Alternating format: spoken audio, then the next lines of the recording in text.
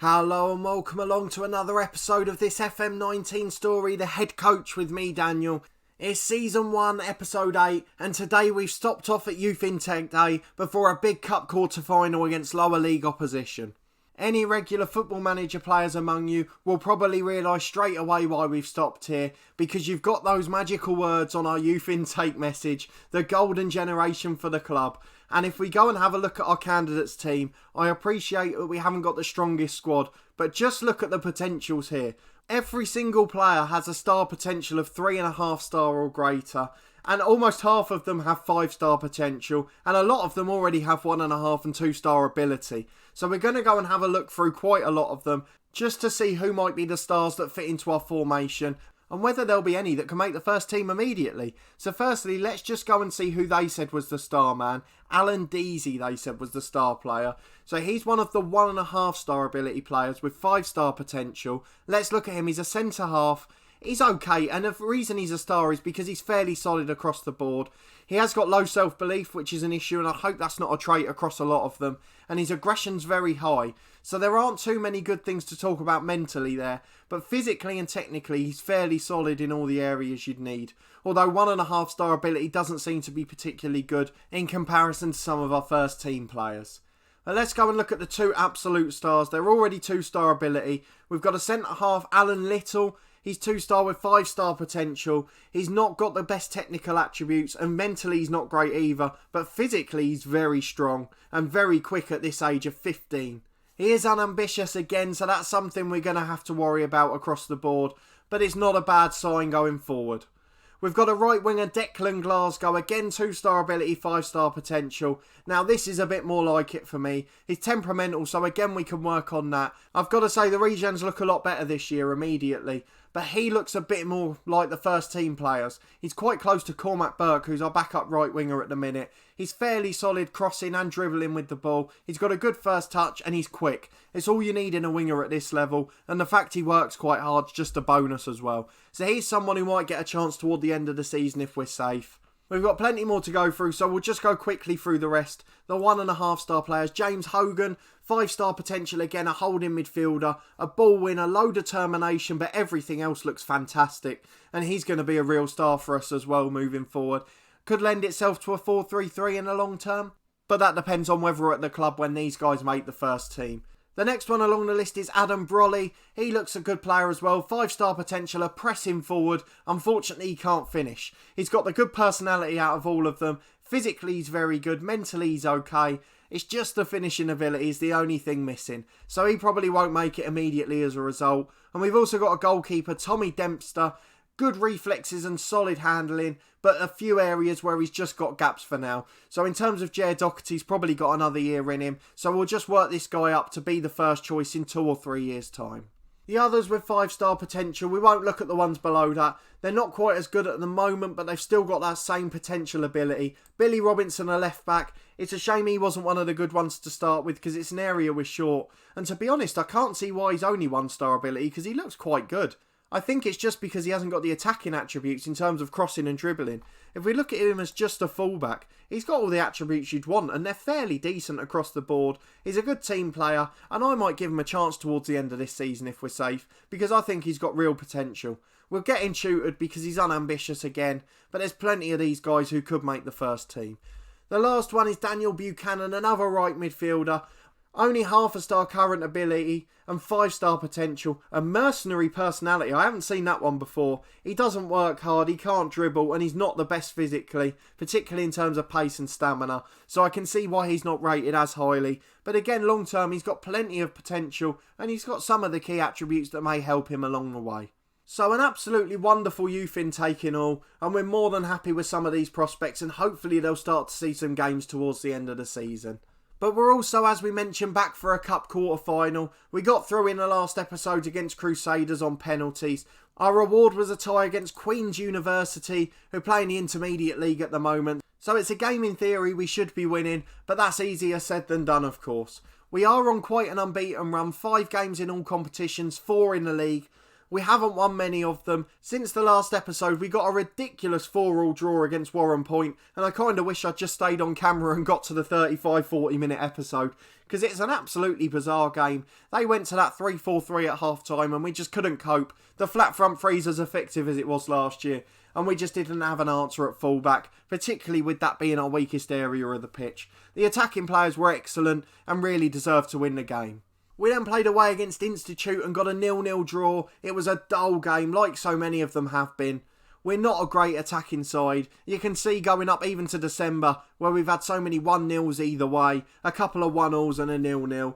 So it really isn't the best style of football, but it was effective and got us to where we needed. We actually switched up our tactic in that game to a back three and played a couple of the younger players to try and change things up a little. Unfortunately, it didn't really work going forward, but it got us a result against a team who were 15 points ahead of us. But then we had our must-win game against bottom of the league Newry City, and we won it 5-0 in absolute style. We went 2-0 up in the first half with a fairly solid performance, and then Paul McElroy came off the bench with 25 minutes to go and wrapped up a hat-trick, 2 fantastic free kicks from 30 yards, followed by a penalty on the stroke of full time, just after a red card for John Boyle, after a challenge in the box on Marito Marcel, our 16-year-old substitute striker.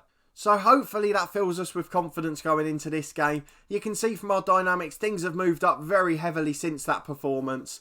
And I hope playing lower league opposition we can build that yet further with another win against them in the cup. And a semi-final place, even if we don't get a comfortable mid-table position, should secure our place at the club next season and win us a contract, because it'd be an absolutely fantastic run. If we go and have a look at the league table very quickly, just so you can see what impact those results have had, I would argue we're very comfortably ahead of the relegation battle now. I would say that us and Warren Point are comfortably in mid-table. I know they're the 2 places above the playoff, but we're at no risk of going down. We're 8 points clear of Ards, and things are looking absolutely rosy for us. We came in to do a job. We started here in 11th place, don't forget, and we're now flying clear of the relegation places. And to mention that we've got a chance of getting to a cup semi-final too is an absolutely brilliant achievement for this club. And obviously that will be the centrepiece of this episode. We'll introduce you to our 3rd new tactic in 3 games that we played against Newry, which worked so well and will be our tactic moving forward. It seems to fit our players more as well. So we'll be back in a second for the kick-off and to introduce that tactic. Right, we're back for the big cup quarter-final. You can see actually there's none of the real big teams are left in it. I guess the biggest tie is obviously Coleraine v Ballymena. 2 rivals from the Premiership. We've got Institute v Newry, which is a bottom of the table clash really, and Larne are obviously a big side despite being in the 2nd tier, because they're an absolutely fantastic professional side who have invested a lot of money into their team. But we would very much be expecting to win against the 3rd tier side, and hopefully we can do just that today.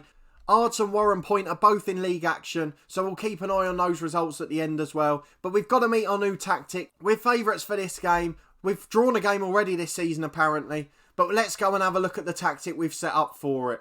We've got a couple of changes, so don't worry about the players that are in there at the moment. It's not too different, to be honest. We've just changed from tiki-taka to vertical tiki-taka. It's the tactic I said when we came into the club that I wanted to play, but couldn't because I didn't have the players there. But now we're a little bit closer to it. We've got a slightly better, quicker fullback in Harkin. We've got Hughes back to full fitness up front and Marcel fit on the bench who can come on and produce pace as well in the advanced forward role. We've got McElroy who's coming in on the left today, who's a bit quicker than Teggart, and you saw in the last game the impact he had. It's the first game we actually played this formation in, was that game against Newry. And when we're struggling for goals up front, it does give our wingers more of a chance to get into it in attacking areas, as our fullbacks are a little bit deeper, the centre midfielders are sitting a bit further back, and it just gives that front four the licence to go and attack them. So obviously McElroy starts, as we've mentioned. He got a hat-trick off the bench in the last game, so I have to bring him in. And now we've almost secured our safety. To bring in the younger man for the experienced Teggart seems sensible for the rest of the season. We've brought Clucas back in for his first start in a month since his injury. He's fully fit and he's actually in better condition than Harper, so no complaints about that one. McGinty's been the best trainer at the club, but Wilson was so good against Newry I couldn't drop him.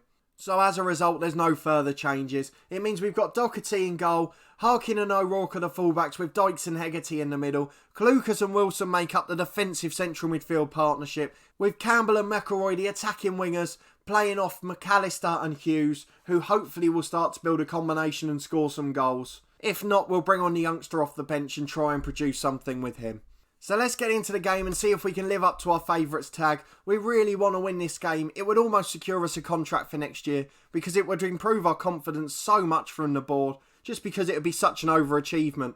They're playing a 4-2-3-1, the formation we were playing until very recently, so hopefully that won't come back to haunt us. We're going to be assertive and tell them to pick up where they left off. It's not something we've been able to do many times at the club, so we'll make the most of it. David Armstrong's out, that's because he's not first choice anyway, but we'll give the polite answer. Will we find motivation an issue? I better hope not, because I'll get very annoyed if we do. But we're straight into the game, and it's Queen's University Belfast with the kickoff. We'll just call them Queens for the rest of this game to save us 10 seconds every time we say their name. They're bringing it forward nicely on the right, but the highlight ends, and it's 0-0 after 5 minutes. Well, what a dull game this has been. 17 minutes in, we're getting our first attacking highlight.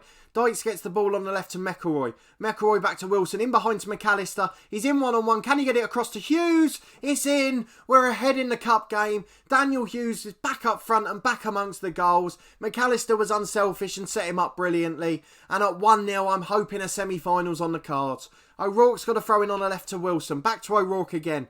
O'Rourke's trying to deliver, but it's headed away from the edge of the box. And now it can be brought forward by Queens on the counter-attack. I'm a bit worried about how easy they've got forward here. Jones goes back to Keenan, and they've still got a man over on the wing. Keenan gets it out to Hughes. Hughes on the edge, back to Keenan again. Keenan to O'Hara, but it's blocked. O'Hare, sorry. I thought it was going to say O'Hara.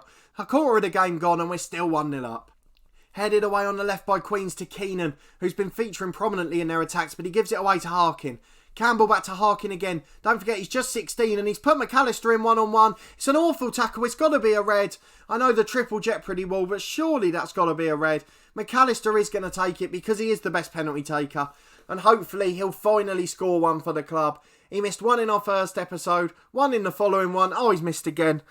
Oh, his penalty taking rating's 12. And he's missed 3 out of 3 penalties. And all 3 of them have gone straight down the middle. And that will be the last penalty he takes for this club. I promise you that. And I don't care if the rest of them are rated awfully. They're going to take them going forward. Awful penalty. And I don't understand the ratings for them, to be honest.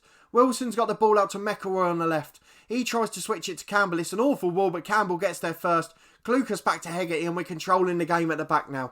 Dykes finds Wilson. Wilson over the top to Hughes on the right. He's got 2 coming into the middle, into McAllister. Header straight at the keeper, and McAllister's confidence is absolutely shot. I don't know why his penalty taking rating is 12. He keeps missing them, but luckily for us, Queens haven't had a shot on target, and we've just got to keep playing the way we are to win this game. Half time, it's 1-0. You can see McElroy must be a super sub type because he started this game and he's been absolutely diabolical. We're going to tell him not to get complacent because we want to make sure we get this result. McAllister's reacted poorly and I think it's going to be time for him to get off the bench soon. He's going to go off and we'll bring on Marcel if need be. It's headed away to Keenan, but the highlight ends and we've got another attack now with O'Rourke. Wilson back to him again. Into Klukas in the middle, finds McElroy on the left. Can he make an impact now to McAllister? Finds Hughes on the edge. Into McElroy. Brilliant disguise pass from Hughes. But McElroy again hits it straight at the keeper and it's out for a throw-in. It's a free kick on the right to Queens. Jones is lost out in the air, but it's fallen to Walsh 25 yards out, but he puts it wide. And they still haven't had a shot on target. And it's been fairly comfortable so far for us. We're up to the hour mark and we're just going to make 2 changes. We're going to take off McElroy for the experienced Teggart. We'll make sure we change them back to the other way round for the next game. We're going to drop Hughes into the deep lying role and we're going to bring on Marcel up front. We'll get straight back into it with those 2 changes and save the last one for 15 minutes to go. Klukas is only allowed to play 75 minutes according to our physio team, so we'll have to be careful with him. Dykes has a free header from the corner, but instead of putting it back across goal, he's gone straight at the keeper, and it's another wasted chance. I really hope we don't live to regret these. Just 10 minutes to go. We're going to take Klukas off. He's already gone 5 minutes past his warning. We're going to bring on Harper, the experienced man. I know McGinty's trained well, but we need a defensive-minded midfielder in there, and he's most certainly not that. And with 5 minutes to go, we've just got to hold on. Hughes with the corner for Queen's University. We're hoping they don't make the most of it. They haven't had a shot on target yet, so if they scored from their first after 86 minutes, I wouldn't be happy. Hughes crosses to Mulholland, and it nearly happened. They've put it just over the bar, and it's still 1-0. Doherty with a short kick out to Hegarty, back to the keeper again. again. They've gone to the front three, so we need to change our tactic in a minute. Walsh at the back with the ball out to the right-hand side. And they're bringing it forward again with Keenan into Jones. Headed away by the fullback and Harper flicks it on. Teggart on the counter-attack. Can we make the most of it to Hughes? Hughes trying to get the youngster in, but he actually reverses it to Teggart. Teggart across goal. The advance forward on attack is not attacking the ball. I do not understand. It's back to Harper again in the middle. Harper to Harkin. Back to Wilson. And we've got time to bring it forward again to Teggart. On the edge. Shots blocked. It was a poor first touch in truth. And it's cleared away. We've got a goal kick again. Look at their three forwards pressing. Hegarty to Harkin. Harkin with a long ball over the top towards the strikers. But Walsh will bring that down comfortably and Hannah brings away. Keenan over the top to Mulholland. They've got 4 on 3 here. They're going to score, aren't they? O'Rourke puts it behind for a corner. And it's time we go defensive. We've gone cautious / counter-attacking. We're also going to go to be more disciplined. We're going to waste time. And out of possession, we want to make sure we're a bit more defensive, as they seem to be going for the long balls over the top. We're also going to bring our defensive width in to make sure we don't get caught out by the 3 up front, playing in a narrow flat 3. Let's get back into the game and hope we can hold on, and hope the changes take effect and they don't score from this corner. It's a ball in from Hughes from the right-hand side, an in-swinger which Hegarty heads away. Teggart flicks it on, but it's straight to the fullback Hannah. Long ball over to Jones. It goes in, but thankfully he's offside. The flag was up early and we've managed to get away with it. And I just know we're going to end up regretting all of those missed chances in the first half. Campbell wins the ball back on the right-hand side to Harkin. Harkin to Hegarty, back out to Campbell. Campbell finds Wilson. I've accidentally paused it there. Getting a bit nervous and over-twitching there. Wilson on the edge of the box to bring it away. Harper. Can he get it clear? He's taken as long as he can, which is fine by me. Campbell to Hughes. He's got to get the other striker in. It's Marcel. Can he wrap it up? In one-on-one, but it's straight at the keeper. And another wasted opportunity with a minute of stoppage time to go. If we don't hold on now, 7 shots on target to 0. It would be an absolute travesty, but they're in. They're going to cross it in. Hegarty's brilliant in the air. Dykes heads away. I have no idea why the centre-half was out of position there. McManus gets the ball 30 yards out to Keenan. Keenan to Hughes. It's a good challenge by the youngster Harkin, and he clears away. The 16-year-old's had an absolutely brilliant game at right back. And can we hold on for the last 10 seconds? It's a lot tighter and more tense than it should have been based on the first 92 minutes. Oh, I thought it was going to be a penalty, but he's got away with it. The ball's cleared and we've nicked a 1-0 win. McAllister made it harder than he should have by missing a penalty. We wasted a host of brilliant chances in the first hour. And in the end, we were lucky to hang on as Queens threw 3 up front towards the end. But a win, a clean sheet and a semi-final place for us. A fantastic performance, and could this run go on yet further? They're all reacting positively and the dynamics are just going to go up and up now. Harkin was the standout player, man of the match for the 16-year-old fullback. Brilliant performance by him, and let's see who we get in the semi-final. We'll quickly look at what they've said about the game. We won in a quarter-final, obviously. We did deserve to win. It was a good display. We can't argue with anything there. David Harkin, the 16-year-old, was brilliant, so we're going to go and praise him. We'll praise his last game. His defensive work was brilliant and he's happy with that. He's developing nicely, so we're very happy with him. A little bit of prize money, which does make a difference. We'll deal with the press conference and we'll come back in a second for the draw, where we'll see who will get in the semi-finals of the Cup. We are back for the Northern Irish Cup semi-final draw, but before that we just want to catch up with the weekend's league action. We did mention we'd keep an eye on the 2 results, but we didn't do that. Glentoran beat R2, stay on 19 points, and Warren Point lost at home to Crusaders. The perfect weekend for us. We stay in 9th place, and hopefully once we play the bottom 6 teams, we'll continue our good form against them. Bar 1 defeat to Coleraine, we're unbeaten against all of these sides, so hopefully that all bodes well. And once the league splits, we'll be able to secure our comfortable mid-table position with no problems at all. But let's go back to the draw. The teams you expected got through. Ballymena just edged out Coleraine, as they have in the league campaign. Institute are in 8th place in the league, so they'll be a tough tie. And Larne, the professional side, ironically, in the second tier are probably the best team of the lot. They've got the biggest wage bill in the leagues. If we go and have a look at their contracts, they're paying players £700-800 a week. They've got recognisable names. Jeff Hughes, who used to play for Bristol Rovers, among others. He's a fantastic player. He's a Northern Irish international as well. They've got a fantastic striker in Thomas Stewart on £700 a week, and plenty of other big names as well, including the one and only Shane McElhenney, the man we had at Coleraine in FM18. He was an absolute stalwart for us in the first season at centre-half. So it'd be nice to get a reunion with him, although I'd quite like to avoid Larne and maybe get them in the final. So let's go and look at the draw. It's only a short one, obviously, just the 4 teams. So let's do it slowly and see who we get out the hat. First team out, Institute. It's probably the best tie of the 3, to be honest. It's not one we consider ourselves favourites to win, but we'd be the underdogs in any of them, and Institute are probably the weakest side of the three. So let's see if we can get them. We haven't. It's Ballymena United, and we have got a reunion with McElhenney. We're going to be playing Larne. We're playing at a stadium called the Oval, which isn't our home ground, so I can only presume it's a neutral venue for the semi-final. But it's a game we're likely to lose against the team who are going to be one of the favourites for the Premier League next season. And although they're a second-tier side, they're probably the favourites for this competition now too. So let's go and have a look at the schedule. There's not much of it planned ahead at the moment, as there's only the 2 league games before the league split. But we will come back for that semi-final against Larne, of course, as well as another league game around there as we look to secure survival. And hopefully by then we'll be able to get ourselves a new contract as well. But that is it for this episode. I hope you enjoyed it. If you did, please add a thumbs up to the video.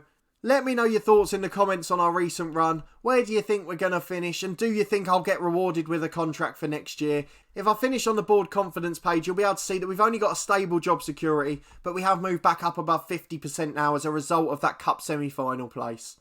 And probably the win against Newry as well, to be fair. Give me your thoughts on the youth intake. Is there anyone I should be looking out for that I didn't rate too highly? Subscribe to the channel for daily Football Manager content from this head coach story, as well as my other FM19 series, Part of the Furniture, where we try and take Torquay United from the bottom playable league in England all the way to the top of world football. But a massive thanks for watching this one as always, and we'll see you next time.